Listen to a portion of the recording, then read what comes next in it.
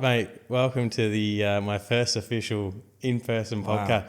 Mate, do you feel special? I do. First It ever. is. First ever. Unbelievable. I launched this in 2019. So, like I was saying, I've done 200 and I think this is episode 245. Wow, you've done a lot.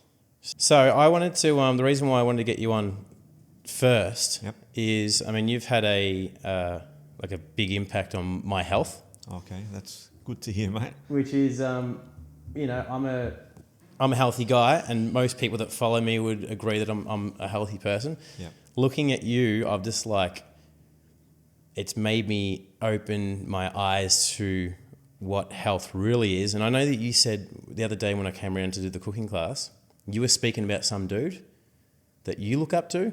Yes. What was that guy's name? Paul Check, was it? Paul Check, that's it. Yes. And you were saying that based off how he does his health, you're like, it makes you go, wow, I've got so much to grow type thing. Yes. Probably the way that you look at Paul is the way I look at you. Okay. You know what I mean? Yeah. But then there'll be a lot of people probably looking at me and going, Luke, you're so healthy. Yeah. Like, I'm here. So I think there's always levels to it. And then you've 100%. even got that guy, who's that biohacker dude? Oh, yes. There's a few of those around. I can't remember names. I'm terrible at remembering names. What's the biohackers guy's There's name? one guy that's very popular, yes. Yeah. If I Google... He's got a beard? he's kind of like got reddish hair. No, he hasn't got like a big beard. He's pretty clean, actually. Biohacker guy. I really just saw He's American, isn't he? Brian Johnson. That's right. Yeah, Brian Johnson. Yeah. So that's what you'd call the extreme of extreme. The point, well, he's probably the top in the world because he's, I think, whatever he is, 50 years. How old is he? It's a big, very popular field now, biohacking. Yeah. I think he's like... It's interesting. How old is he? This is what I need to get. I need to be able to bring up the iPad. So he's 47, right? Good old Brian Johnson. Brian Johnson. But then biologically, he's 28. Do you have a photo there, Luke, that I could see?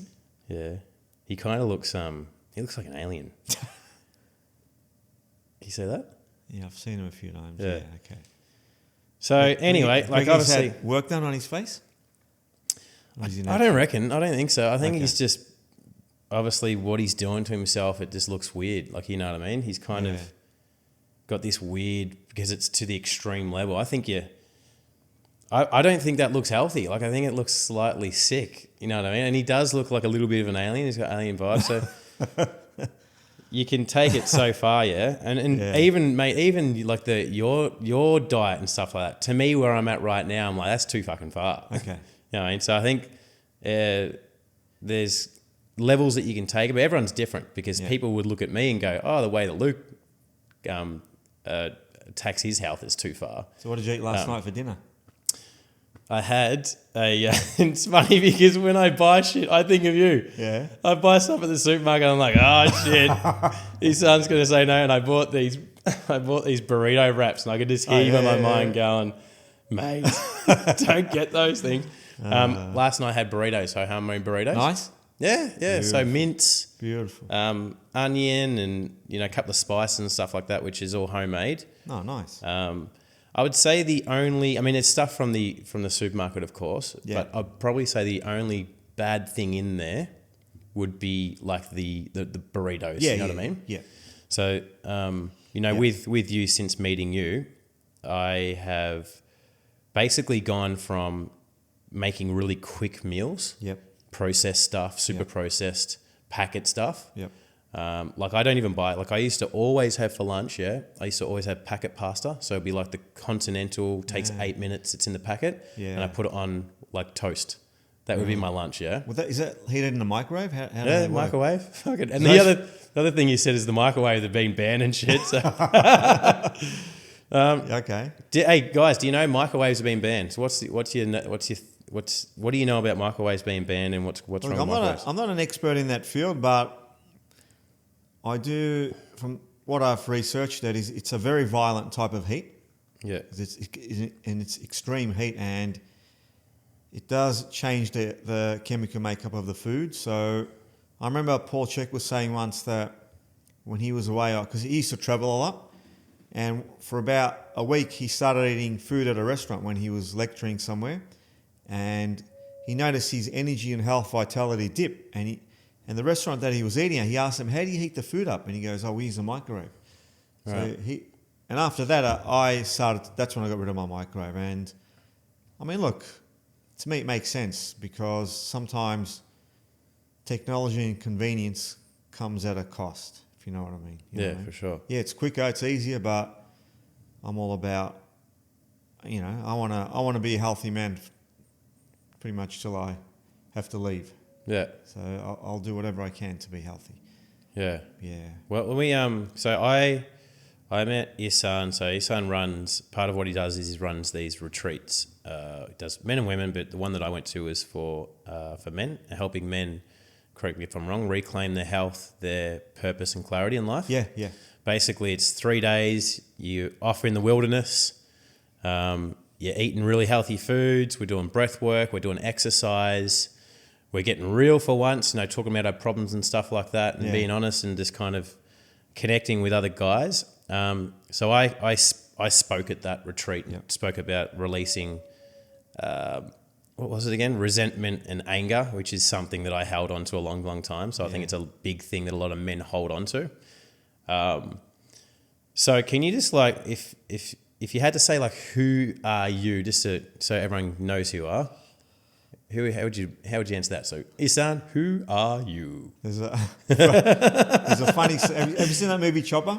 Yeah. One of my favourite scenes when the reporter asks him, "How would you describe yourself?" Chopper he goes, "Just a good guy down on his luck." Yeah, right. But that probably used to be me. But no, look who am I? I'm just I'm a guy that had to really work on himself because I was pretty much a bum to my mid-30s, just lost in life, and I've gone through a massive transformation. And in terms of my character, personality, but also my health. So I've gone through a really exciting and unbelievable journey, and now I want to share my knowledge that I've learnt over the past 2 decades, because I want to see more healthy and empowered people in society. So that's why I've chosen to do what I do. Why is that? Why is it important to you? Because I'm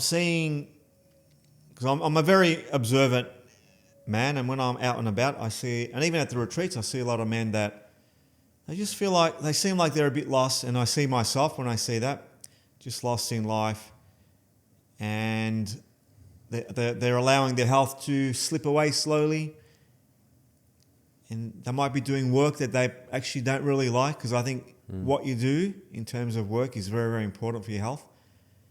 So I want to show men that, and like this podcast, I mean, you're all about made for more. Yeah.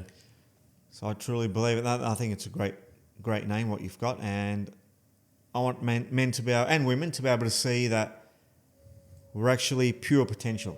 And I think we're living in a society where we're kind of conditioned to think small. Yep. And to accept average. So I want to light up that fire in people so they can, set bigger goals and experience a better version of themselves. Nice, man. And then regarding kind of your training, it's led you to what you're doing now, which is coaching people, men and women, on health. What have you done? Yeah, so I started off as a personal trainer. That was like the stepping stone for bigger and better things, because becoming a personal trainer was a big step for me. Because before that, I was working in like a takeaway shop, earning $10 an hour. And then all of a sudden, I got my PT accreditation, Cert 3, Cert 4 in fitness. And then one day I'm working at Fitness First, and now I'm from earning $10 an hour, now I was earning $100 an hour. Now for me, that was a huge change in my life. I was like, wow, because I was always broke.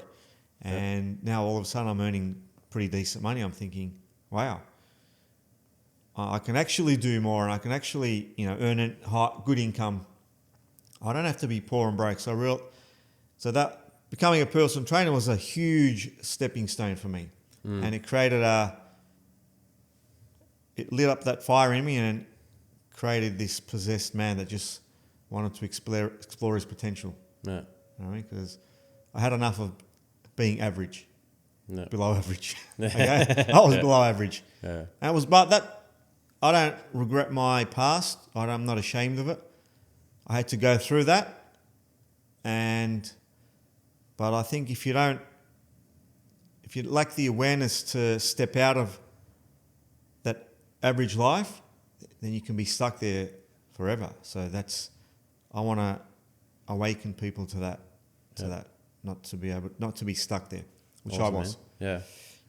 Yeah. All right. Well, health's a very big topic. Let's start off with what do you think the biggest lie is that the health industry is selling people right now? Okay. Well, biohacking's an interesting one, or even supplements. Like my philosophy is, as a Czech practitioner, is if you don't implement the foundations or there are like universal laws for health that are set by nature or God, however you want to look at it. If you're not doing like the basics, you can't out-supplement that, or you can't biohack your way out of that.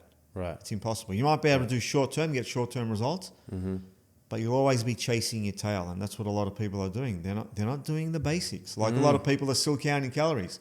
Yep. A lot of people are eating calories, but they're not eating enough nutrition. And a lot of that is like what you mentioned, how you used to eat. Yeah, you're eating, but you're eating calories. But a lot of those calories are dead calories or empty calories. You're not eating enough nutrition. And when you eat enough nutrition, you don't need as many calories.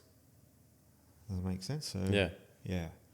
That's how important diet is, because our body's rebuilding itself continually. Every second we break down billions of cells, and our body rebuilds them.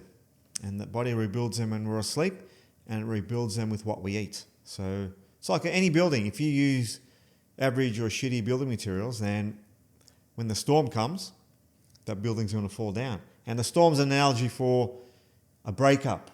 Or you might, God forbid, experience a death in the family, or you might go through a health experience yourself. So if you're not strong and healthy, then your ability to handle these stressful events are much lower, or diminished. You know what I mean? Yeah, you said something, I think maybe it was at one of your retreats, which has stuck with me, which is, you got people out there that don't really give a fuck about their health, and they're just like, whatever, and they just let it go. And ultimately, everyone is entitled to do whatever you want, right? Yeah. But you did say one thing which I'd never really thought of before, which was that your health, your family will suffer if you don't look after your health. Yeah. And I never actually thought about that, because it's so true. Because how many people where they smoke, or they smash, they do drugs, or they drink all that, or they eat shitty foods and they're obese, and then it's their family that have to pick up when they're in bed and they can't move, that type of thing. Yeah. I get. Yeah. I mean, that's a very powerful point to remember. So well done. I mean, you've got a kid. Yeah.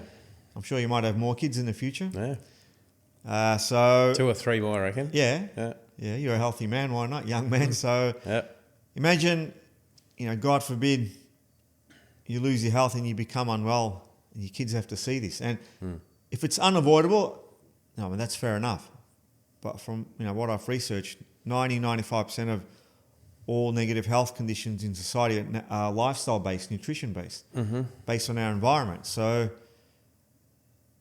you've got 2 choices. Your kids can either see a healthy version of you, that's strong man, healthy, he exercises, he eats well, he cares for himself. That's a form of self-love. Or you got another version of yourself, he doesn't care about himself, eats processed foods, convenient foods, doesn't exercise, doesn't go out into nature, does not invest in his health, does not know how to breathe properly, sleeps late, drinks alcohol, overly caffeinated. So you're going to have 2 different types of Lukes, and they're both a choice. So, and I had to watch my dad suffer from illness, and I'm a strong man, but seeing that with your family, I realized there's a side of me that's not that strong, because it really affected me. Like, I couldn't handle it as well as my mum and my sister. They handled it really well. I couldn't. So, and when my dad passed away, I was like, shit, I don't want to go through this, and I don't want my kids to see this either. So, What was his dad's problem? oh, he had Parkinson's syndrome, but he had a lot of gut issues, a lot of digestive problems. Like, I never knew this information back then, but if my dad was alive now, I really feel that I could have helped him a lot. Yeah. But he had a lot of digestive issues, and he had developed Parkinson's syndrome. A lot of his organs started to I guess, shut down. Heart disease. So he had a lot of health conditions. How do you think you would have helped him? What was he doing wrong?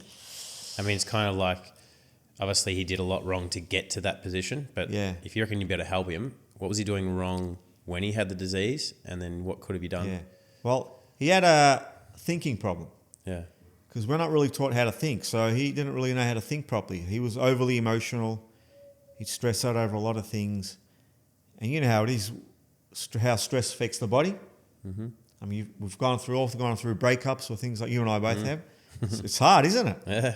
Like, it's really hard. And like, even those things, like, if you're not thinking properly during that period, like if you might have a scarcity mindset, you might stay in a relationship because you think, I can't find anyone else. I won't find another partner, which I've done in the past. Yep. And think just an example like that. Like, my dad was overly emotional. His diet wasn't the best. He drank tap water. He never exercised. He probably didn't know how to breathe properly. And I would have helped him in all these areas. And I'm pretty confident that it would have had a massive effect on his health. So it wasn't just like one particular thing. It was a No, it's a very holistic approach, obviously. You mentioned before when I asked the question, what's the biggest lie the health industry is selling us? And you said that it's like we're not doing the foundations right and we're supplementing things. What are the foundations? And then what's the examples of people what are they supplementing? Well, I think one of the biggest lies they sell is someone like me, they see me as an extreme individual. Yeah. Just because I choose to eat the best quality food. All right. You're an extremo. That's actually not extreme at all. You know what? You know what's extreme in my opinion? People that just are eating junk food all the time. Yeah. That's extreme. Well, that's what I'm saying, as in I see you as extreme, but Yeah. I've come from that. Yeah. Does it make sense? So obviously, as I'm now having this new awareness of what health really is and what's potential and what you should be doing, my blinkers are kind of coming off. But it's like where I was looking, obviously, because the gap's so big in regards to diet and stuff like that. It's not that big. Well, maybe like the diet where I was. If I was eating bloody packet pasta, right? Compared to what you're cooking, organic foods, and we'll chat about all that stuff. That's what I'm saying, isn't that? It seems like extreme to me. Now, obviously, I'm getting better, and it's not. You're not. I wouldn't call you extreme. I'd call like the Brian Johnsons and all that extreme. Yeah. Yeah. But like you said, the everyday person, if they knew what you did and how you cooked, they'd call you extreme. Yeah. Right. So I think it's a really good one. It's almost like, what are we doing? It's like the mission's to raise the standards of, and well, not only the standards, but almost like the awareness, well, I think education. the bar has been set a bit low. Yep. In terms of health. Yep. And that's become, there's like, they say, eat a balanced diet, bit of this, but it doesn't work that way. Mm-hmm. What's balanced for one person is not balanced for another. Like, once you get really healthy, Luke, your body will reject processed foods in a very strong way. Because once you experience this level of health, which I call which should be the baseline, once I've experienced that, your body just will reject anything bad. Because you know what? You really feel what it feels like to be average again once you experience a high level of health. And that's where I try to get everyone that hangs out with me will change. Have you ever thought of a metaphor to get that point across? This has just popped in my head now. Have you ever thought of a metaphor to get that point across? Because it's all good. You get it, but the person who's not in it probably fully doesn't get the weight of what you just said. Yeah. Have you ever thought of a metaphor to explain that? Well, I have spoken about that many, many times. But what I can say is, Luke, that most people, they might laugh it off or think it's no big deal. But only when they become sick or unwell, is when my phone starts running hot. Like, yeah. I'll give you an example. Like I've had a guy that's been calling me or messaging me for about 15 years for advice, but he has not implemented one single advice that I've given him. He doesn't contact me every day, every now and then. He'll say, I've got issues with my gut. I've put on a lot of weight. I feel really tired. And after, this was a few years ago, about 15 years ago, listen, I go, stop contacting me. You don't implement a single thing that I say. I go, you probably feel a brief moment of motivation, then you contact me, or fear, because fear is a great motivator, true. Okay. And he's put on so much weight. He's so inflamed. He's tired. He's got no energy. So I said, stop contacting me. Stop it. And he actually called me about 2 weeks ago. He's back. Book me in. Is he back? No, he said, book me in. I want to start working with you. I go, well, you got to pay up front. Mm-hmm. Because people like this, I got to get the money up front because they're very like this. Mm-hmm. So they're emotionally, because if you're emotionally unstable from fear to say inspiration, then your decision making is going to be affected by that. So I try to keep my client centered. I go, when things go well, I go, don't get too excited, because it's only a matter of time before you're going to experience something that's not good. And when things are down here and you're feeling maybe depressed, I go, relax, it's only temporary. Mm-hmm. So if you notice, just when things are going good, something happens. Mm-hmm. All right, so that's pretty much life. So I try to stay in the middle. Things are going great at the moment, Luke, but I used to get really cocky. Then it was only a matter of time when something will happen, yeah? Yeah. So I'm the man. I'm the man. So, but that's the thing with these people that contact me. My biggest challenge is, how do I get the message across? How do I not become a salesman for health? I feel like I'm selling health. I feel like I have to convince them to invest in their health, and it gets tiring. So I'm at a stage where I don't do that anymore. I go, listen, I go, pay attention to your life. What's your body telling you? What are all the symptoms you're going through? How do you feel? How's your emotions? Because if your body's deteriorating, it's only a matter of time before your mindset does as well. Because the mindset is a big part of it's infused into your body. So I get them to self-reflect. I go, you're making choices now that have created where you are now. So the choices that you have made are what you've created in your health. If you keep going down this path, what's going to happen? So I get them to really think. And this approach has been working. So I've signed up a lot of clients lately.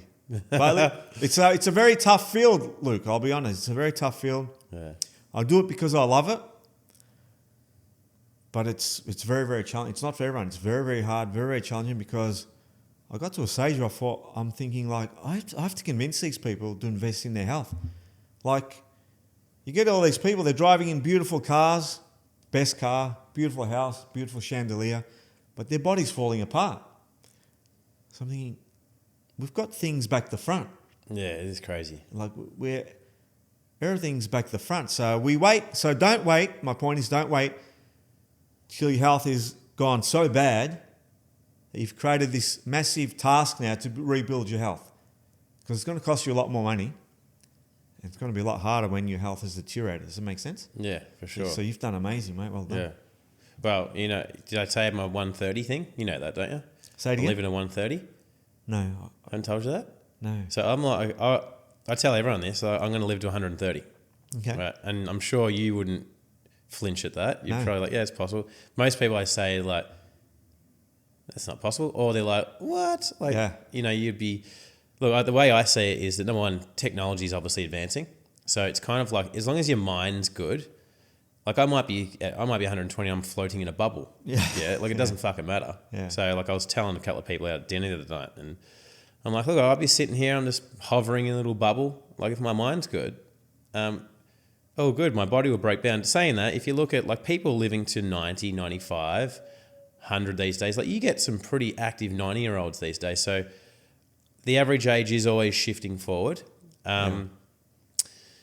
So naturally, as a progression, I'm 39. So if you talk 50 years from now, probably it's shifted another 10 years. So it's not even that unrealistic. Yeah.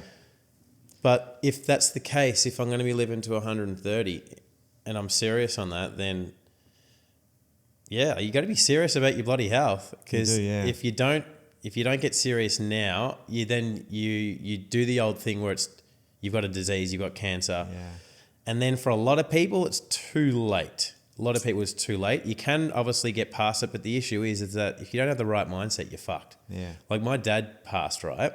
He How died. old was he? He's 70 when he died. What are we, 25? So 60. I think he was like 70, 71. He died 6 years ago? No, he died 3 years ago, 3 and a bit years ago. So he lived 13 years more than my dad.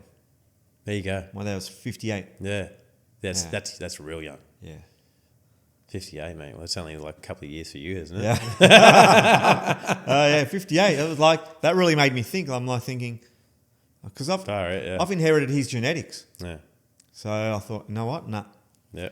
I want to express my genetic strengths. Yeah, for sure. Yeah. For sure. Yeah, what were you saying before? You were talking about your dad? And 130. Yeah, 130. Now every time I'm thinking, I'm going to think of 130 Luke. 130. And then here's the exciting thing about that age, which I'll get to in a second. Remind me, because like my ADHD brain forgets what I'm fucking talking about. I love ADHD. You got it? Yeah. It's funny when you got two Super brain. ADHDs talking to each other, then you don't know what you're chatting about. Yeah. So one topic to another. Yeah, you go one topic. You never bring it back. Yeah. Fuck, there's so many things that I need to bring this combo back to as well. It's funny because I've asked you a question. But you said something powerful. Talk to me. You said technology. Yeah. So technology is great, but technology is also working against us in many, many ways. Let me give you a few examples. We don't even open up the trunk of our cars anymore. They open up by themselves. Windows open up by themselves. We don't even grind our pepper anymore. They've got this button with battery-operated pepper grinder and salt grinder. We don't walk upstairs, we go up the escalators. We don't walk upstairs, we go up elevators. We look for the closest car park when we go to the shopping centre. Everyone's fighting over the closest car park. I park as far as possible because I want to walk. Yeah. I see walking as a gift. But we've got all that. Now we sit down at work, we sit down at home watching TV, we sit down in our car. So we see all these technological advancements as something positive. It's not. These are very, very negative advancements because, I think probably in the next 5 years, you're going to get car seats that pop out of the car. You're going to sit and they're going to put you into the car. Yeah, all right? A claw. Yeah. You're going to say, this is great. Yeah. And they're probably going to put these escalators in factories where you don't have to walk. So you go to airports now, people don't even want to walk. They got those. So all of this is working against us. We are... Is it devolving or the opposite of evolution? Yeah. That's what's happening to humans in terms of the physical body. It's not good. All right, it's not good. Have you heard the alien theory? I think so. Tell me again. Well, aliens, like the typical, stereotypical look of aliens with the big head and the big black eyes and the skinny body. Yeah. The theory is that's us in the future because we're going, obviously, we're using our body less and less and less and less. So obviously, as we evolve, we don't need muscles. Yeah. So we just become this big, skinny little blob thing with a massive head. Yep. Because it's all going to be like mind stuff and not even moving of the body, which at the end of the day kind of makes sense if you look at where the world is heading, which is exactly what you just said, which is less movement. Everything's encouraging less movement. Yeah. Yeah. So now, for example, my job is I work from a laptop and a fucking phone. Yeah. That wasn't a thing 50 years ago. Nah. You're out in the hills. Yeah. Well, I organise hikes, Luke, probably about twice a month. Yeah. No one comes. I put on social media. The first hike I did was pretty good. I had about 10 people. Yeah. Now found out it's too fucking hard. I got one mate, George, comes. Maybe a few others come. No one comes. Oh, it's raining. It's cold. I'm too tired. We shouldn't have drank Saturday night. Sorry. Yeah. Shouldn't have drank your ass off. Too tired. Oh, I just want to rest. I want to watch Netflix. So my thing is, no, it doesn't work that way. You can't. If you want to be healthy, we got to get back to nature. We have to get out into nature more because all of this technology, Luke, is all new. these lights, they're really bad for you. Which one's the podcast lights or the? All the lighting that we have. Can we turn the light off? No. We'll turn yours off so you look ugly. I'll keep mine on. I'll give you a test, Luke. Yeah. Do you ever go camping? I haven't been camping in fucking ages. Oh, here's a challenge for you. Yeah. I want you to go camping with your little one. Yeah. 1 week, just out in nature. That'd be sick. Yeah. Barefoot, by a river or by the beach, wherever. Mm-hmm. And you're going to come back so fresh, so relieved of stress. Your body's going to feel amazing. You're going to be so energized. And when you come back, Luke, I want you to go to a shopping centre and spend 3 hours in a shopping centre. Well, like Coles or a big shopping centre? Like Doncaster or whatever, Yeah, High okay, Point, yeah. whatever it is. Like, Yep. you know those big shopping centres? Yeah. I guarantee you, 3 hours is a killer. within 1 hour, Yep. you're going to feel the life force just getting sucked out of you. Because it's such an artificial environment full of Wi-Fi, electromagnetic pollution, all these fake lights, and the circulated air. It is so unnatural. How can you not be unwell or become sick in the long run when you're living in these environments all the time? Are you hearing me? For sure. So I remember when COVID started was it 19 or 20? 2020. I had a PT business, very successful one, and all of a sudden Dan Andrews, my hero, who's just Mate. Danny. good old Dan. We love You're you, watching Dan. this, mate. You're so Awesome. smart. You're so intelligent. Anyway, everything got closed down. The Fair brothel, you enough. kept the brothels open though. Yeah, and alcohol. Alcohol and brothels, yeah. Alcohol's just no important. gyms. So funny. It's funny, like, just people defending him is just laughable. Crazy. Anyway, keep going. Anyway, that's Victorians for you anyway. Most of them anyway. So I remember when the gyms closed, Luke, Yeah. I started training my clients outdoors. I mean, eventually they even stopped that. Anyway, but let's not go there. And I realised I'm training all my clients outdoors in parks. I'm feeling like I'm starting to feel even better because I'm spending time outdoors. And even though I knew it, but when you experience it, it really hit me. We're designed to be outside for long periods of time. So that's why every week, Luke, I drive to Mount Macedon or to Mornington Peninsula or Great Ocean Road or to the Dandenongs or to King Lake just to get away from the city and just to be outside in nature. And it's very, very healing. It's very, very good for your health because we are highly disconnected from nature. We are disconnected from our bodies. We are disconnected from our source, of what makes us healthy. That's a big problem. But again, people only wait till they become unwell, till it becomes a priority. So I'm here to change that, pretty much. Awesome. Tell us your tree hugging tip. You got me tree hugging the other day. Yeah. Did we take a photo of it? I don't think you did, but I was expecting you to. I was thinking Let me check my phone. they're I going to think I stitch me did. up here and take a photo and, and tag me in it. Well, I saw an article the other day, scientifically, because everything has to be scientifically validated for people to believe it. And but I could show you scientifically validated articles that sugar is actually good for you, all from science. Yeah. Then I can show you scientifically validated articles that shows that sugar is bad for you. So my point is, you can't always wait for science to tell you that it's good for you, okay? Sometimes you've got to use common sense or your intuition. So Yeah, I think intuition is so important. Like, and people the everyday person are so disconnected from the intuition. Yeah. Because the common sense thing, COVID's the example of that. There was no common sense in that. Yeah. And even intuition, I think there's a lot of people's intuition probably would have been saying what's happening is not right, but still going along with it anyway. It's Yep. really like intuition's like a huge, huge thing. Yep. So keep going about the tree hugs. So I saw an article, 21 seconds of just hugging a tree reduced cortisol levels by, I think it was 40%. Just 21 seconds. 21 seconds. So I moved my hand a lot. I think it's the Italian in me. Yeah, that happens. So What are you, Turkish, Italian? I'm Turkish, but I do like Italians. Okay, so what's the Italian in you? You're just a joke. No, it's just my hand movement. Yeah. I grew up with Italians in Coburg, Okay, actually when I was a teenager.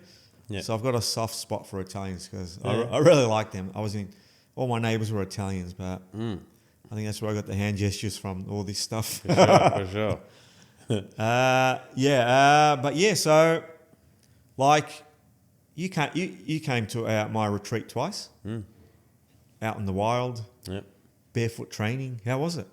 Yeah. How do you feel? How do you feel? Like, what was your experience? I mean, how often do you go outside and walk around barefoot? Yeah. You know, apart from going to the beach. Yeah. But we were out in how would you call it? Like the mountains or something? Just on the tip of the Dandenong Ranges. Yeah. So it was like we were working out barefoot and With logs. With logs, yeah. Stepping on prickles. Standing on prickles. So it was this. I don't know. You called primal retreats, is it primal instincts or primal retreats? Primal instincts, but short we call it primal retreats. Yeah. So it's kind of like it really does bring you back to those primal instincts that we have in us. Yeah. And especially as men, Yeah. like we were the protectors. And we'd have to go out there and hunt down our meals and stuff like that. So it always brings you get that sense of what it used to be. So it's I guess it's similar to what you were saying with go out there and camp for a week and then come back and go in the shopping centre. You just all the noise in your head just really starts to slow down. Yeah. And then but you get he's a good activity for your guests, for your people that are watching this podcast. The millions. So you're going to be famous after this. Like you won't be able to walk down the street. Yeah. Like, hey, Ihsan, you're on Luke's podcast. Play more. That's me. So go out into nature, all by yourself, preferably all by yourself. When I mean nature, I don't mean like botanical gardens. I mean out. Yeah. Away from all these electrical cables and wirings. And no human contact type thing away. There might be a few humans around. Yeah. Take your journal. Mm-hmm. Sit somewhere by yourself. I prefer to do this in cooler weather because there's no flies, no mosquitoes. So I do it barefoot. I take my journal and I just sit by myself. And what happens is unbelievable. So what happens is the stress goes, and because we shift from a sympathetic state to a parasympathetic state, creativity opens up. I get all these ideas for my business. It's just incredible what happens after about 10 minutes. That's why it's good to take pen and paper. You're going to get so many ideas on what to do with yourself, your career, your business, whatever it is, your relationship. It's just unbelievable what happens. And if you stay there 2-3 hours, then I guarantee your journal is going to be full of these incredible ideas. But if you don't write it down, you'll forget them. Because you know how the mind is. We don't remember many things. Remember, I'm sure you've had a good idea to record a video. 20 minutes has gone past. You're like, damn, what was that idea? And you just can't remember it. Yeah. Has that happened to you? Oh, for sure. Happens to me all the time. Yeah, I do my best to write them down because I know they come and go. Yeah. But that's the power of getting out of this stressful environment. We're just too stressed. It's just go, which is good. But it's good to work hard, but if you don't rest as hard, it's only a matter of time before your body starts to break down. You get overly stressed. And then when you're driving, someone cuts you off and you lose your shit. You see this all the time. Like I saw it 2 days ago. Some guy lost his marbles because some car got in front of him. Like that shouldn't trigger you that much. Yeah. That's not the actual problem. Yeah. That's only the little minor trigger. What's going on in your life for you to be that type of person? You know what I mean? Because everyone's just overstressed, overworked, the next bill, the next this, the next email, the next task at work. It's good, but you got to rest as hard to keep that balance. And I do this by going out to nature. So I'm going out Thursday morning if you want to come. Yeah. I'm going to Mount Macedon. Yeah, nice. Yeah. I'm just going to chill out. Yeah, I'm laughing because when you're saying the person in the car, did you see that viral video? I don't know if it's a guy or a girl. She's in like an SUV, and the guy's like filming her in his rear vision mirror, and the traffic's banked up, and he's just like you can see him or her, going fucking nuts, feral, going nuts, and then he's done him or someone else has done a voiceover over the top, and he's like. So it's showing the person going, have you seen this? I want to see it. It's so funny. So the person's going nuts, and then this kind of, I don't know if he's like English or whatever, but the prepper voice is like, I am in control of my mind. It's got like dramatic music and shit in the background. It's so fucking funny. I want to see it. Have you got the link to it? No, if I come across it, I'll find it. It'll probably come up my feed now that my iPhone's listening to me. I see it all the time now in society. What's that? Just people losing their shit over nothing. Yeah, for sure. So, it says a lot about someone's stress levels. I think a lot of people are overly stressed. For sure. Big problem. For sure. I think about, if you look at my biggest triggers in life, and it's always generally the case for everyone, it's the people who are closest to you, your partner, your kids. And with Louis, if I'm kind of a little bit stressed, the things he does, because like he's a type of kid which is a small version of me. If he can see that you're stressed or getting pissed off, he'll push the buttons on purpose. So if he gets a sniff, little shit, he will fucking do shit on purpose to piss you off. And I used to do it. It's an attention thing, and it excites you. You know what I mean? Well, they're testing us, aren't they? Yeah, they're testing us to create awareness, because kids are genius. I think kids are smarter than us because they've been less conditioned and less corrupted by the system. So they're really in tune with their instincts and their intuition. Because I remember, I had a lot of self-worth issues when I was probably about 10, 15 years ago, and I was in relationships that I should not have been in. And like my older son, he used to give me the best advice. If you're watching, I love you, hussy. But as a kid, he used to give me the best advice. But I had a lot of growing to do. I've gone through massive change, which is good. I mean, what I tell my clients is that you should look back on yourself every 12 months and not recognize who you are. You should cringe a little bit. Yeah. Because that's the amount of growth you should go through, especially as a man and a woman, obviously. But you should not recognize who you are every 12 months. You should cringe. That's a good thing. Yeah, I like that. So you know what we should do, Luke, you and I? Right. Let's put up, both of us, the first... I think you did this recently. Let's put up the first Facebook Live or whatever we've done. A long time ago. Yeah, I did. A laugh. I did the... I saw something from you did that. I did one of the early videos that I did. Yeah. Even when I looked up, I'm like, wow, this guy's changed so much. Now that's that's brilliant. That's so good. Okay. It's funny as looking back, isn't it? I went through a 15-year period of my life where I didn't change at all. Yeah. That's why my life never changed. You know what I mean? Yeah. So yeah, it's like I got this T-shirt that got printed out, and it says change, and your life changes. Yeah.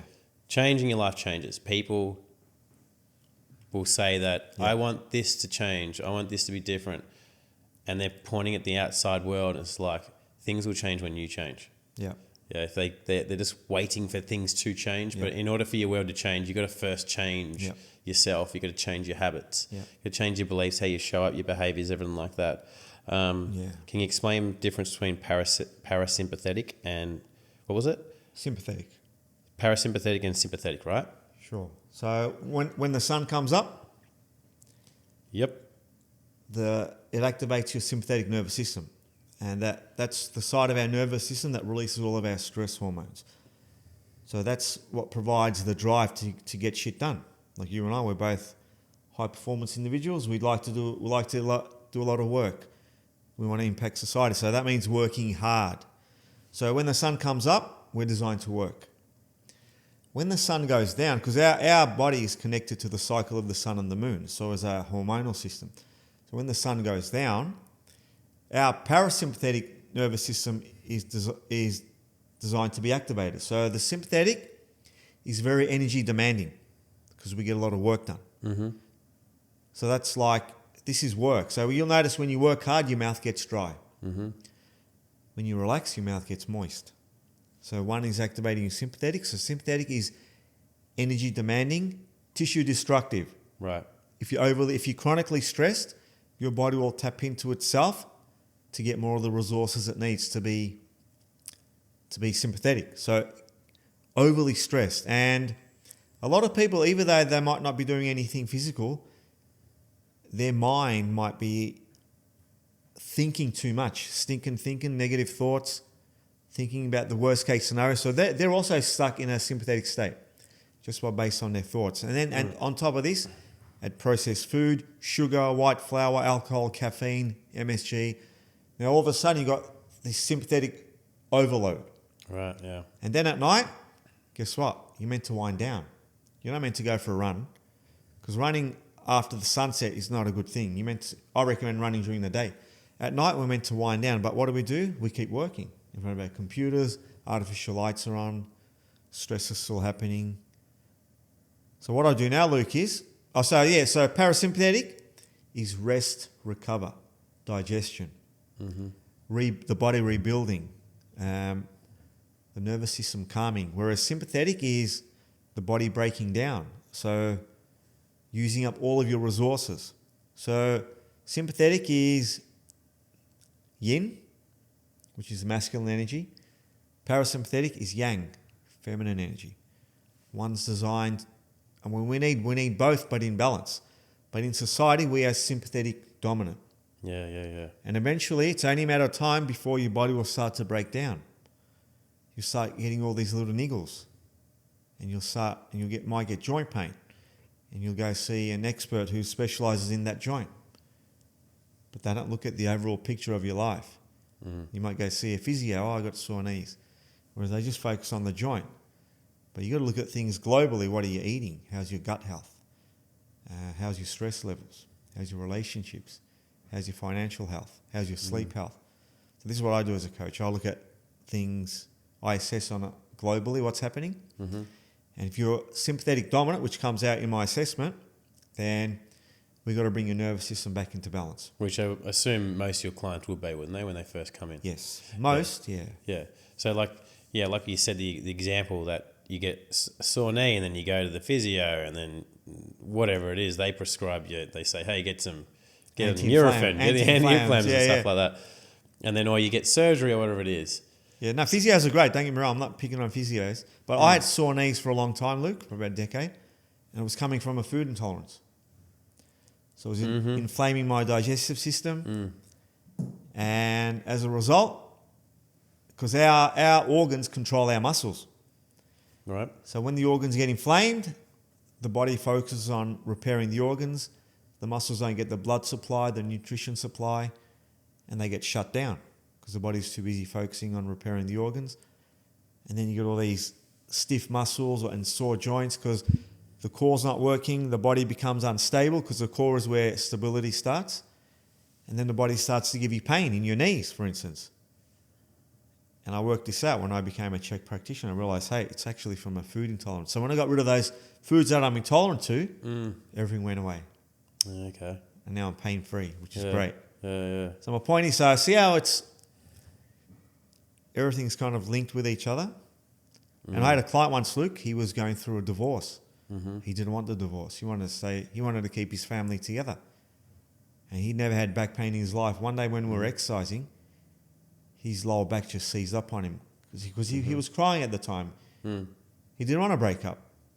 And there's the body releasing or expressing stress in a physical form. Yep. Do you know what I mean? So, yeah. So it's kind of like he's going through that. He's in a sympathetic state, probably. Extreme sympathetic state. So his body's never getting rest. Yeah. He can't sleep. Yep. He's working hard. Yep. Now he's got a financial burden because they're breaking apart. And stress will eventually overflow and the body has to release it somehow. And it will release it with a sickness or an injury or an illness. So I had a client once, she had epidural when she was giving birth. Epidural. So that's an inside joke with my previous partner and I. Yeah. Anyway, did you get it? Did what? No, she didn't get it. No. We just it's you watched birthing videos on YouTube and the Americans that do it, they epidural. Anyway, keep going, man. Well, she had an epidural injection. Yeah. And whenever her stress levels would get high, she would get pain right where the epidural injection was. Because those neural pathways have been damaged. And stress will always look for the least path of resistance to release stress. So she would get it there. So it's amazing how the body works. Yeah. So it's kind of like because I think generally, because like I know you're the same. You haven't been to a doctor in yonks, apart from your shoulder, I think it was. 2017 was my last time I went to a doctor. I'm not anti-doctor. I think they're very, very important because I dislocated the shoulder when I was bodyboarding. But in terms of a sickness, 2006 was the last time I went to a doctor. Yeah. And I had really bad gastro, really, really bad. Mm-hmm. But since I improved my health, I haven't had gastro again. Yeah. Because gastro is the worst. Yeah. I did get Bali belly in Bali. Oh, it's full on. Have you had it? I had Thailand belly, so it's. Well, I was pissing and shitting. Sorry, I was spewing and shitting at the same time. Same. How long did it last? I think maybe 2 days or something. Yeah, mine was 24 hours. Yeah, well, it wouldn't have been 2 days then. It would have been 24 hours, but it was like it's full on, isn't it? Crazy. I remember I was in the hotel room and it was lucky because I was on the toilet and the basin was leaning distance, so I could kind of do it at the same time, if that kind of makes sense. Yeah. It's full on. It is full on. It's full on. And you look so depleted, don't you? Oh, it kills you. Yeah. All right. Anyway. Yeah. So, the doctor thing. I've really changed my tone on the medical system, for sure, because my mum used to be a nurse, so I grew up, and she just basically taught me about kind of that you take tablets, and it's just the normal thing. And you do what are those fucking things that they prescribe you? Like the anti-inflammatories. No. You go to whenever you got an infection. Antibiotics. The old antibiotics. Doing all these things and like just not knowing what this shit does to you. I don't go to the doctor anymore. Like as in like my sickness, I might get really mild sick, nothing extreme, but kind of like I will. And I'm sure you're next level with me with this, but I don't even take fucking headache tablets. Like if I get a headache, I'm like, what can I do? Do I put my head under cold water? Yeah. What's causing the headache? Yeah, am I on my phone? Am I stressed? That type of thing. So I think most people have just been tricked into this system, which is just take a pill, right? But underneath what we've got to look at, what we've got to realize is that the sickness that we have is coming from the foods that we're putting into our body, the thoughts that we're thinking, and ultimately what you just said there, and correct me if I'm right or wrong with this, is that our bodies are in a sympathetic state and we're not giving it time to rest because eating the wrong foods, being stressed out, that means sympathetic, right? Well, it further puts you in a sympathetic state because when you're going through stress, you actually need high quality nutrition. So if you're eating low nutrient dense foods, for your body to digest that food requires more energy. So actually sucks out more energy from an already depleted system. That's how food will affect you negatively in terms of being sympathetic, stress, because those foods will stress your digestive system. So it's adding more stress. You know what I mean? So then what that does is... what does that actually do though? So having a body that's overworked, what's that doing? It's well, if you're stressed, your digestion will eventually become compromised. Yep. Because most people's digestive systems are struggling because of stress, because we can't digest and break down foods when we're stressed, because that shuts down your digestive system. Okay, so what's that mean though? So your digestion system's shutting down, then what's that affect? What's so bad about it? So imagine you're working, oh my God, so stressed, you're eating, or you're watching footy, you're Collingwood supporter? I am a Collingwood supporter. High five.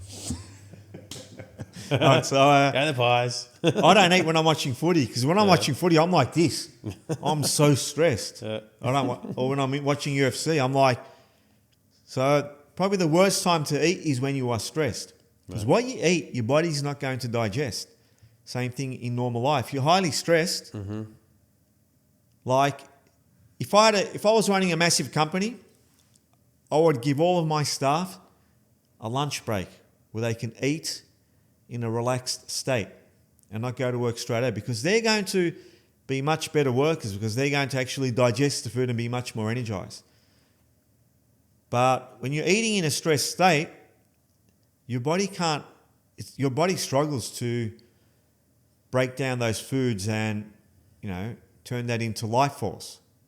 So what was the actual question? Which kind of leads to ultimately, I guess, keeping the weight on, and also Yeah. and I asked you this because we were speaking about this at your cooking workshop, and you were saying that because I did ask, I'm like, what's so bad about having your digestion system, like not being able to digest foods? And you said, well, at the end of the day, if your body's overworked, then it's going to take away from your immune system, which keeps you healthy and keeps you safe. Yeah. You know, we've got this, and this is what people don't really realize, is that we've got this amazing immune system, which is designed to keep us alive, fight off any viruses or anything like that and diseases. And if we let it do its thing, it's fucking amazing. Yeah. The issue is that we're putting all these things into our body and our mind, Correct. which takes away from the job of the immune system, which is protecting us. Yeah. So sickness, if we treated our body right, we don't really need to be taking all these pills. Now, there's exceptions for people, of course. Of course. But we're going to talk about the 95% of sickness that goes around could be eliminated if you had the immune system working at full capacity. But the issue is that most people aren't. Why? Yeah. They're not eating the right foods. Yeah. They're not exercising. They're constantly overworked. And like you said, their body's in a sympathetic state.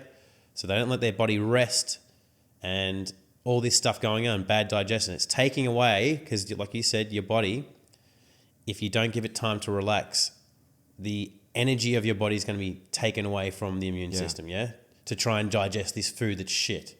Yeah. Or to deal with all the thoughts that you're thinking nonstop. Yeah.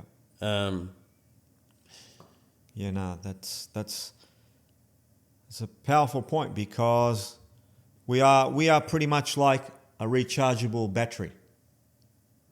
Okay, so all of those factors and what we're doing in life, some things will, I guess, reduce the charge level of the battery.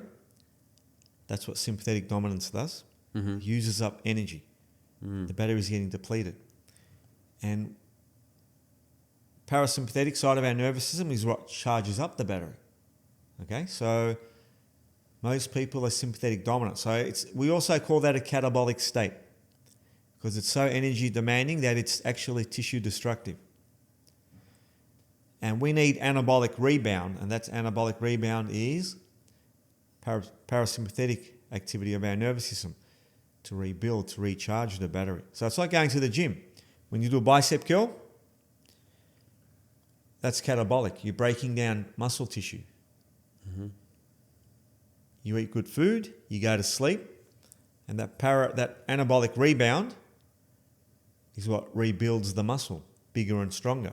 So there's a relationship between sympathetic, catabolic, and parasympathetic, anabolic.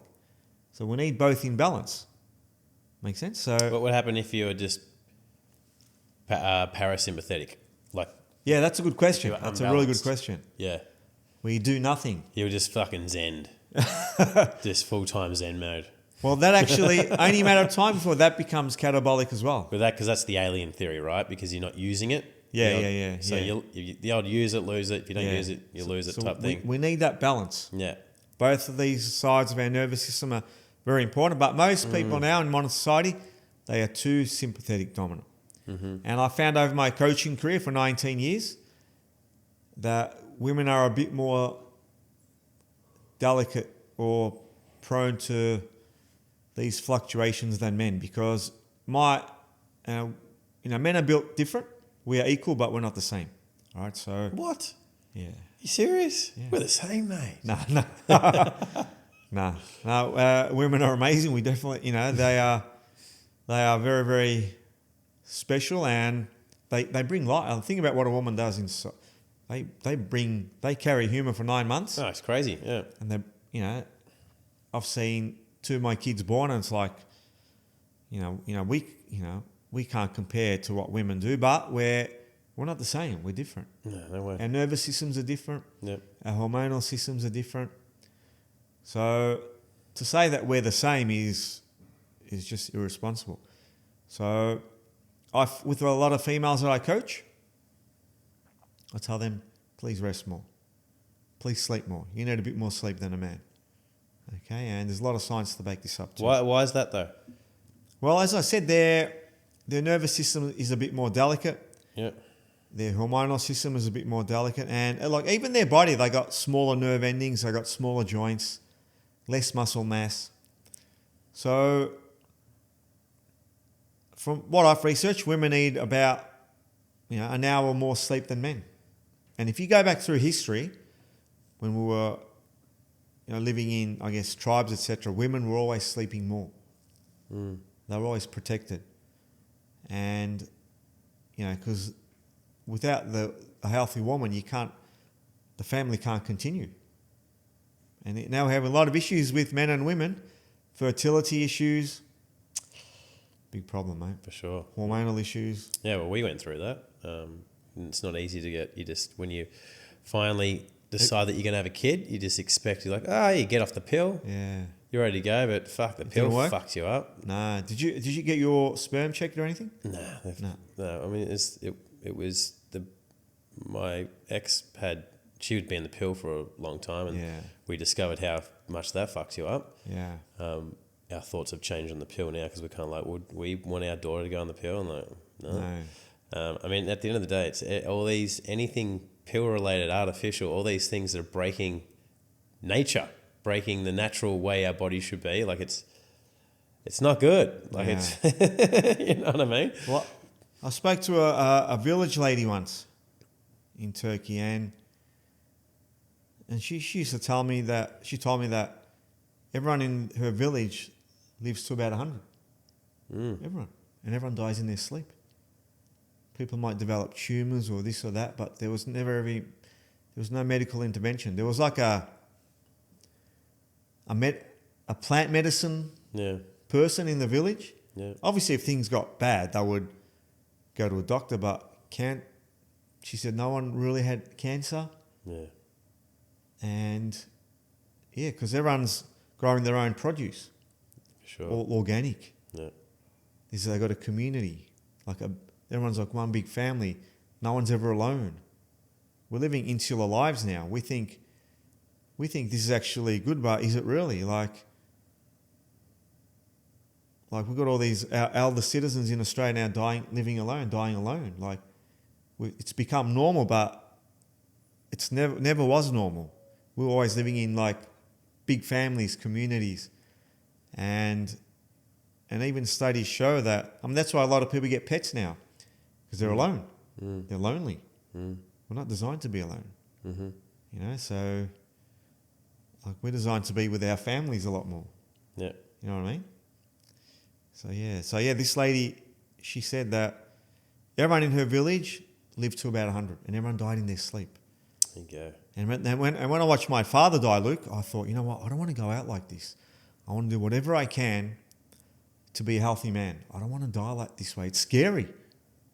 Watching what my dad went through, it's really scary. It's petrifying. So, and unfortunately, a lot of people wait till they become unwell. Don't do this, guys. It's an investment in your future. Just like you invest your money, you're smart with money, I think you should be smarter with your health. Whatever you eat today, whatever you do with your sleep today, whatever you drink today, is an investment in your health for the future. Okay? So these are all very, very important. And don't wait till you become unwell. Just don't. Don't do it.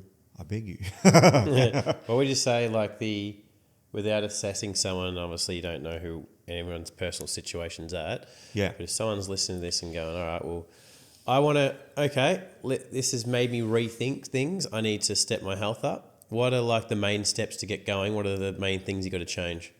And kind of the entry point to stepping things up. All right. So in terms of assessing, I will not work with anyone until I assess them, because I need to know what's going on. Only because I can create a holistic health program based on the assessment results. So it takes the guesswork out of it. When you assess, you don't guess. What are you assessing on? So I assess their posture, their breathing. Can you do that thing for us? Which one? The posture. Yeah, the little posture. The dying man pose. Yeah. Oh, yeah.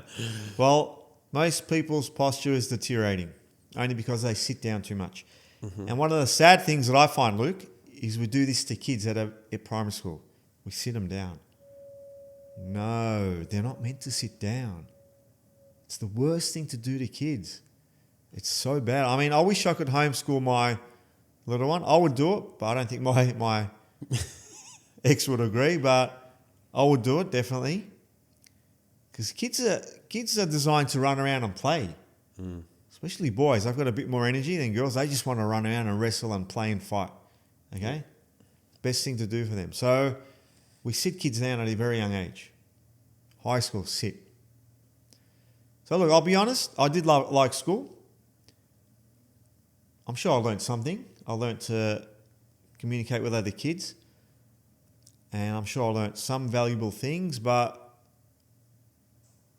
the things I learned in my private education where like I invested in like becoming a personal trainer, what I learned at the Czech Institute, what I learned with NLP, these things that I learned because I learned things that actually interest me, that I love, that I have a passion for, they've stuck with me. But I remember in primary school, especially high school, you're taught there's like a limited scope of information that you learn. Oh, you can choose from these subjects, in year 12. After year 12, you can choose these courses at university. Yeah. It's a very limited approach. Yeah, it's stupid. And so I chose civil engineering. So exciting. I was so excited to do civil engineering. Can you sense my excitement? Fuck yeah. I started civil engineering. I can't even remember the uni name. I'm so excited. This is so good. I dropped out in about 3 weeks. That's pretty good. And I thought I was dumb. Yeah, you thought you were dumb? I failed year 12 once. Yeah. I thought I was dumb. But I was a different type of learner. I learned hands-on. I learned visually, not by reading a book. I don't learn that way. But it's a one-size-fits-all system. Yeah. That's what I mean. So, that's good. But what were we originally talking about? Oh, fuck, we're in Come strife on. here, mate. Go on. We're fucking in strife Your here. ADHD is not as bad as mine. So where's our Now, we were talking about... You're about to bring it back.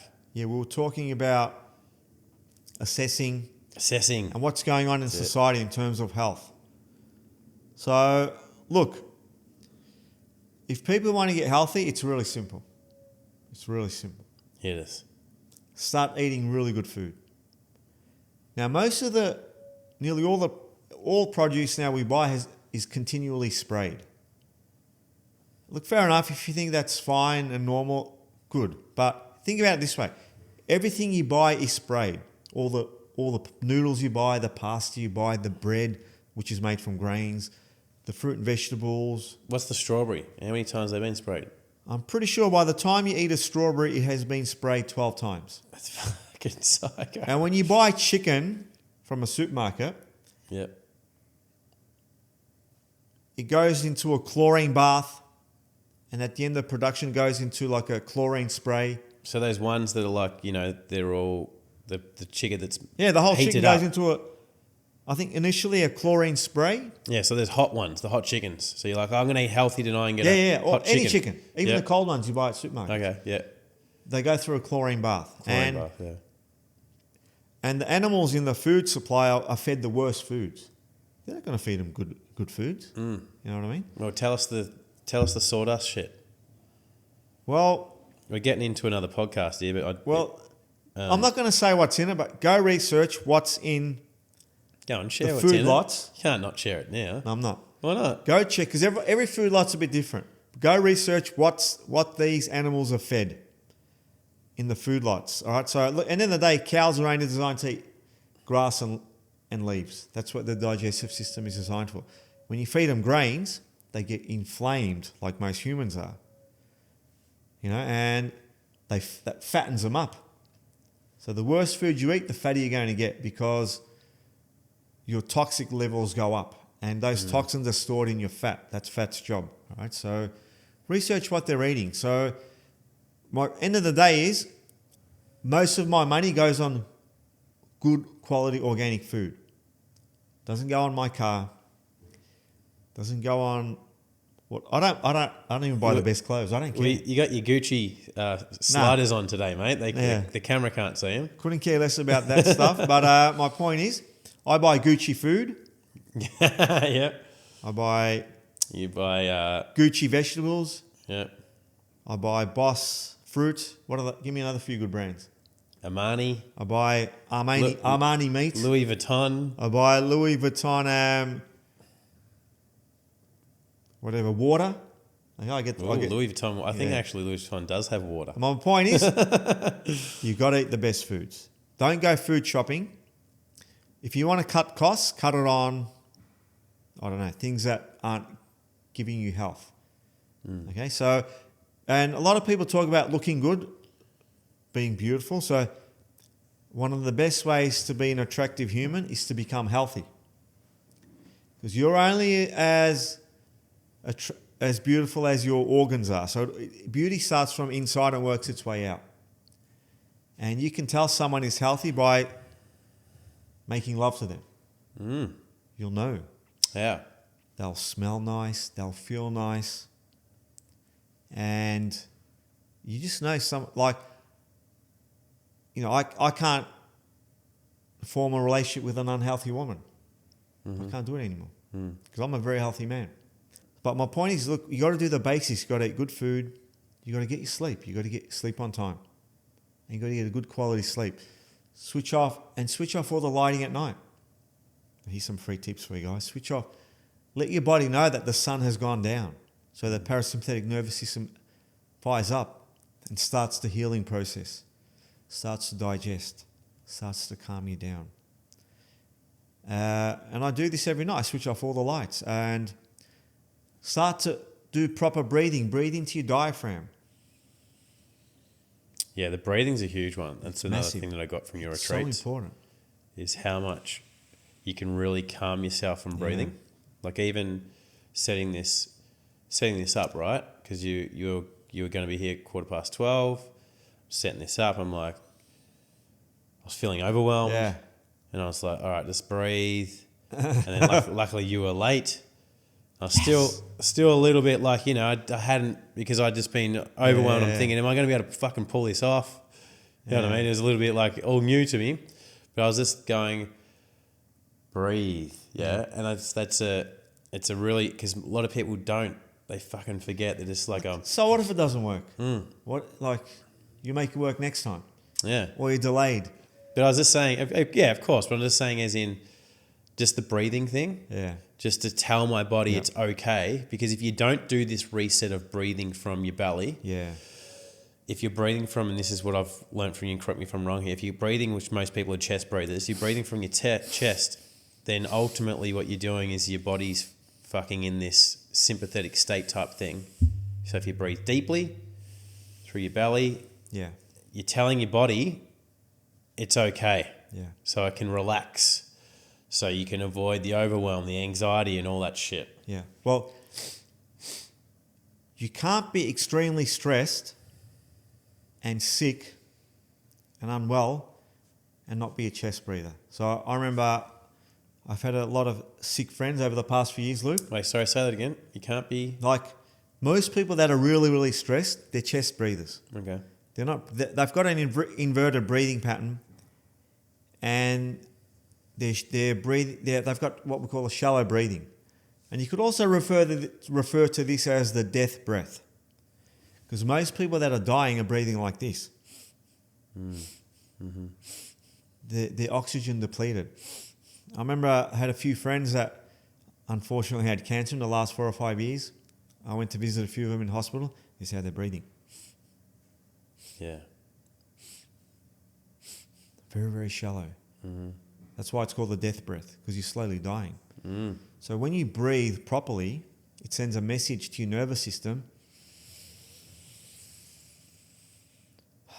I'm alive. I'm breathing properly. You know what I mean? I'm breathing properly. So breathing is very, very important. And it's what I call a life affirmative breath. If you're breathing incorrectly, it's a life negating breath. Mm-hmm. So that's my point. What you do in life Luke, will either support life or not support life. So one's life affirming, one's life negating, even a thought. Sleeping late all the time, sleeping short. I mean, you'll only get away with it for so long. Breathing, thinking, moving. We're designed to move. The average man is designed to move about 4 to 5, 6 hours a day. How many men are moving that much in a day? No. So we're just sitting. So that's why when I go shopping, I look for the furthest car park. I want to walk. I see it as a gift, not a chore. And the unhealthier you become, and the worse quality foods you eat, the worse quality water you drink, the more stress you put your body through, the more coffee you drink, the more alcohol you drink, eventually you're not going to want to move because you're not going to have the energy. It's going to be a tired individual. And moving and exercising is going to be a chore. And that just opens up the big black hole. You don't exercise. You eat poor quality foods. You don't have the energy. You don't want to exercise. You're not sleeping. And when you don't sleep, you're going to crave junk food more.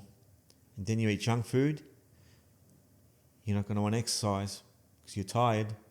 You don't exercise, you get tired. You don't sleep well because you're not exercising. See how they're all connected? Yeah. All right, so this is what's happening to a lot of people. They're not doing the basics. Eat well. I mean, when I say think positively, I'm not always happy. I don't always feel positive. I go through depression. I go through anxiety. I go through self-doubt. I go through periods where I think, fuck, this isn't working. Or I doubt myself, anger. We're designed to go through these emotions, but I will not stay there. I self-regulate, like you said, with breathing. I think of my grand vision, or North Star that's guiding me, my purpose, and I pull myself out. And because I've got a purpose in life, I'm not going to allow my health to deteriorate. That's why I choose to eat well, think well, and I surround myself with good people like you.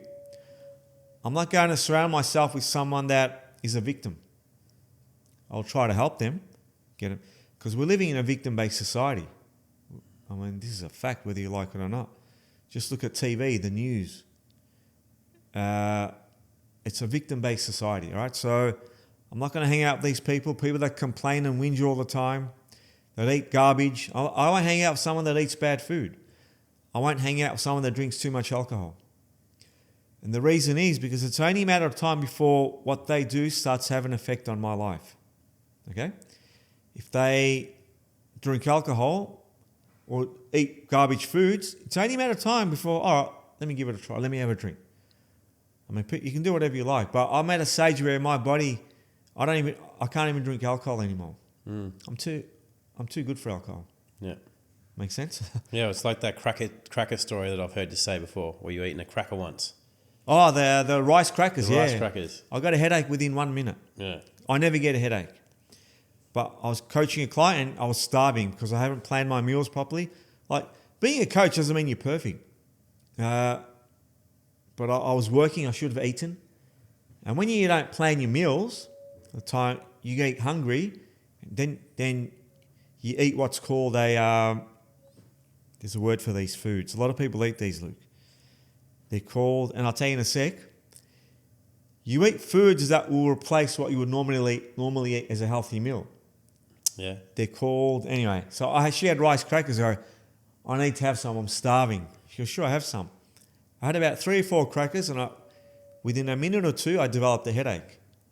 And I'm very in tune with my body. I'm thinking, all right, I've got a headache. Why do I'm talking? You do the self-talk. Why do I have a headache? Have you had water? Yes. Have you been sleeping well? Yes. I'm eating good. I thought, shit, these rice crackers. I think the brand was Sakata. Sakata. Turned it around. I looked at the ingredients. Flavor enhancer 621. That's why you've got a headache.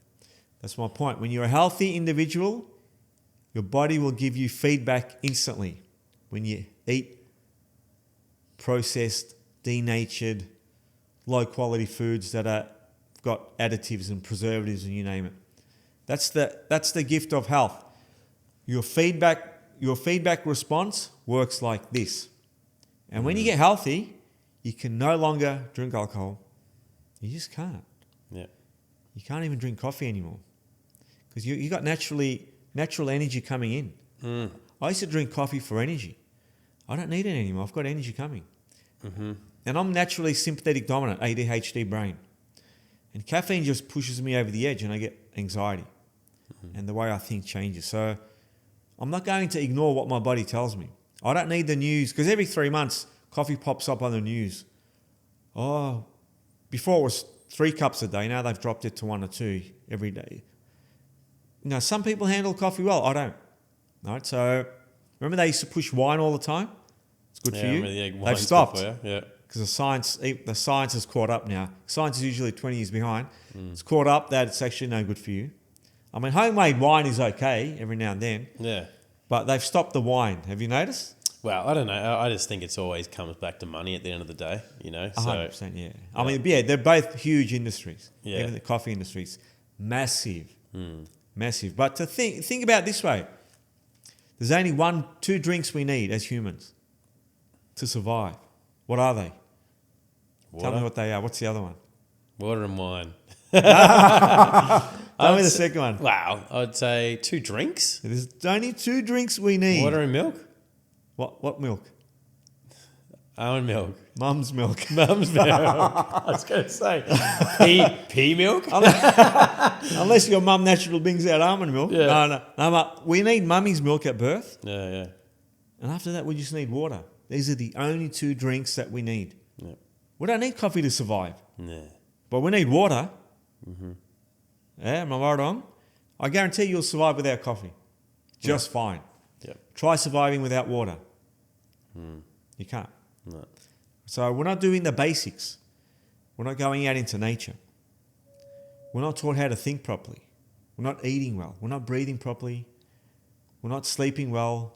We're sleeping in Wi-Fi ridden homes, phones next to us. We've got the smartwatches. You shouldn't sleep with these at all. And what else? Water. So these are the basics. These are the foundations. They're not hard. Once you get them in place, Luke, I guarantee you're not going to chase the next supplement or look for the next biohack, because these are what I call the foundations. And think about a house or a tree. They build a strong root system. And then you're actually a healthy human, because these are the foundations. These are non-negotiable. These are what every healthy human has to do. And this is what I ground my clients in: the basics, the foundations. There's nothing fancy. This may piss people off. What would you say people need to hear about their health that no one's got the courage to say? Well, if you can't look in the mirror naked at yourself, if you're not happy with what you see, and then that should be enough to get you. If that's not enough to get you into action, if you don't like what you see in the mirror, if the belly's protruded, you're losing your muscle mass, your posture has collapsed, you just don't look good, you have to accept that, because that's actually just self-sabotage. You are allowing this beautiful body that we've been given temporarily by nature or God, whatever your model is on life, and you're just not respecting it. So that's a lack of self-respect. Look after yourself. I mean, if this offends you, bad luck. That's what you need to hear. Big Daddy Ihsan is here to tell you. All right, so I will never allow my health to deteriorate. I love this body. I freaking love my body. Like, I love it. I get to exercise in it. I get to make love in it. I get to go hiking in it. I'm not going to allow this body to deteriorate. I absolutely love my body. I love the way it looks. Well, it's a good thing to have, because, I mean, at the end of the day, you got your body, no one else's body. Yeah. So learning to love it, if you're going to be with yourself for your whole life. That's right. I mean, not loving yourself is ultimately a life of torture. 100%. Yeah, say that again. Say that again. Listen to that, guys. Yeah. Say it again. I didn't even know what I said. So not loving yourself is a life of torture. It is. It is. So, and unfortunately, people are just slowly. So look, might be a bit controversial, Oh, look out. but We're a controversial podcast. what is? Well, I mean, all I want to do with one of the idea with this podcast, because generally what happens is people stay safe with what they're talking about. Also, the interviews are like always in agreement. Yeah. Now, there's not really much things that you've said that I don't agree with. So this is probably one that would be the typical thing. But, I just want to have real raw chats, which there are going to be controversial things said. And what's controversial? It's a difference of opinion. That's it. So what is it? What's your thoughts? So, tell me a direct question, because I could go off track for this one. Give me a direct question. Well, I don't even have a fucking direct question. You were about to say something. You said, "Oh, this could be controversial because we're talking about body image and loving yourself and stuff." This is what I think is happening in society. And by the way, we're going to end this very soon. So let's end on this. All right. Because we're now at an hour and 30, mate. Wow. But this is what's happening in society. They're feeding us very average foods, meats, vegetables, fruits, because the soil quality is poor. The animals are fed crap. All right. The air quality is not good. I mean, they're spraying shit in the sky. What are they doing? Are they asking us, do we have your permission to spray this chemical? Do they ask us? What are they spraying in the sky and what for? I'm not an expert in this field, but you see it sometimes. And a lot of people say, oh, you're a quack. It's just condensation. It's not, man. They turn it on and off. Relax. You can see it. Anyway, and like all our foods are sprayed. We spray chemicals on our body, Luke, just to smell nice. Well, that's huge. That's the dumbest shit ever. What's in that? How does that smell like that? Look at the chemicals. It's an deodorants, unregulated moisturisers. industry. Yeah. This is where your lymph nodes are. It's going straight into there, straight into your system. You spray it on your skin, it goes straight into your system. The water is full of chemicals, the tap water. We shower in chlorinated water, in hot chlorinated water. When you heat up tap water, that chlorine turns into a gas. You breathe it in. You're absorbing all those chemicals into your body. So my point is, we are slowly getting poisoned. So it's a slow way of dying. So when we get sick, you can't contribute any of these what I've spoken about to your poor health, because it doesn't happen overnight. It happens very, very slowly. And then when you get sick, they're going, oh, it's genetics. No, it's not. We've just expressed our genetic weaknesses from all those years of very mild poisoning, very slow. And they tell us everything is safe. Oh, it's safe. Generally regarded as safe. They call it grass, generally regarded as safe. All right, so, and that's because they test one chemical at a time. It's at a safe dose. But everything you eat is sprayed. Everything. So they're not stacking it. Everything. Right. Every fruit, every vegetable. The meat you're eating is full of chemicals. They dip it into chlorine. The foods they are eating are crap, so the meat is not healthy. They're given antibiotics, vaccines, hormones, you name it. And so the meat's crap, the vegetable's not good, the fruit's average, the water's not good.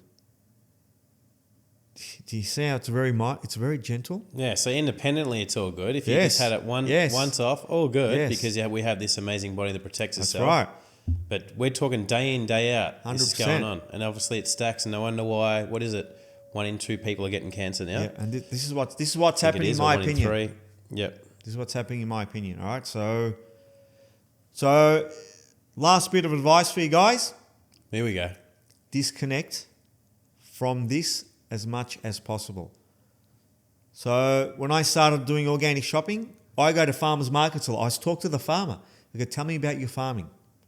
Tell me what you're spraying. I want to know. I want to get to know the farmer. So I know a lot of the farmers that I shop with, and they tell me how they're farming. I go, tell me straight out. Don't lie to me. I want to know. Because I don't have the sunlight or the garden to grow my own produce. but I've recently signed up to a community garden where they do organic farming because it's so important what we eat. All right. So, but speak to your farmer. You can't do this at a supermarket. Like everything's based on convenience, quick foods. If cooking is a chore, then you got a bit of a problem. So I cook all my own foods. Like last night I cooked organic grass-fed lamb. I had organic capsicum. I cooked that in butter. And fresh cayenne peppers. I cooked that in butter with a bit of onion. Oh, it was beautiful. Yeah. Good protein. I'm getting good vegetables, good fat. So, you got to try to source good foods. Very, very important. Filter your water. Filter it from the mains. I can promise you that it's not good for you, especially showering it and drinking it. And then when you filter your water, remineralize it with unrefined salt, such as Celtic sea salt, like 2 pinches per litre of filtered water. Remineralize that water so it makes it more absorbable. And get out into nature. Barefoot. We're meant to connect to the earth. Okay, we're a part of nature. We are, and we will always will be a part of nature. But we have disconnected from nature so much that now health is really, really deteriorating. And you know what's scary, Luke? Because I'm very observant. The health of kids in this day and age is so poor. Their posture is so bad. They're so inflamed, so bloated. And these kids are our future. And either the government is too dumb to realise what's going on, or they know and it's working in their favour, because an unhealthy society is very easy to control. But if you've got a healthy society, especially men that are strong, powerful, in their masculine frame, it's very hard to manipulate and control this society. Because they're not dependent as well. No. Yeah. I'm not dependent on the medical system. Yeah. You get me? So you got to step away from this system as much as you can, and you got to work with it as well. Like I work with the system as well, but I don't eat the crappy foods they recommend. I don't just take on the government's advice. Like I will research what they tell you, but all I can say is that don't become a slave to the medical system. Invest in your health while you are still healthy, or while you still have a certain degree of health. And if your body is falling apart, if you're getting sick all the time, start to listen to your body and do something now before you further get into that black hole. You know what I mean? Awesome, man. All right. Well, where's the best place to find you? Find me on Facebook and Instagram, Ihsan Tuncel Coaching, and So it's the same for Instagram and Facebook? Ihsan Tuncel on Facebook and Ihsan Tuncel Coaching on Instagram. And if you want to know where your health is, and if you're serious about reversing your health and experiencing an unbelievable level of health, because people don't realize how healthy they can be. Yeah. They actually do not know. That's what it is. That's what it is. I didn't realize. I never knew I could be this healthy, Luke. Yeah. I never knew, because all through my educational years and watching the news, they kind of teach you, in your 20s, you're this, you're going to be good.